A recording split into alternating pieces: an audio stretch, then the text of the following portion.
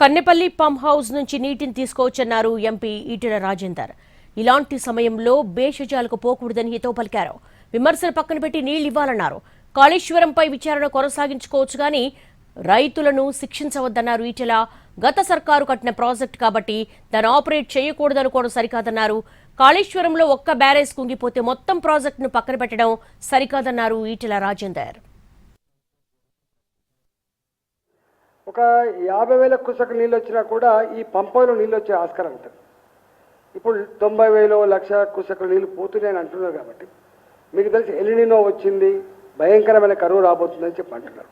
భేషజాలు పోకుండా నువ్వు తప్ప నేను తప్ప, దుర్మార్గుడువా నేను దుర్మార్గుడు అనేటువంటి పద్ధతి పక్కకు పెట్టి కన్నెపల్లి పంప్ హౌజులు పనిచేస్తూ ఉంటాయి కాబట్టి తక్షణమే లిఫ్ట్ చేసి కొంత నీళ్లు పంపు చేస్తే హైదరాబాద్కి అక్కడికి వచ్చే ఆస్కారం ఉంటుంది. కొంత గొడ్డు గోదకు నీళ్ళు అక్కడికి వచ్చే ఆస్కారం అయితే తప్పకుండా ఉంటుంది. విమర్శలు కాదు ఇప్పుడు కావాల్సి. కాళేశ్వరం ప్రాజెక్టు కుంగిపోయిన మాట వాస్తవం, ఆ డ్యాములో ఆ బ్యారాజ్లో నీళ్లు ఆగని మాట వాస్తవం.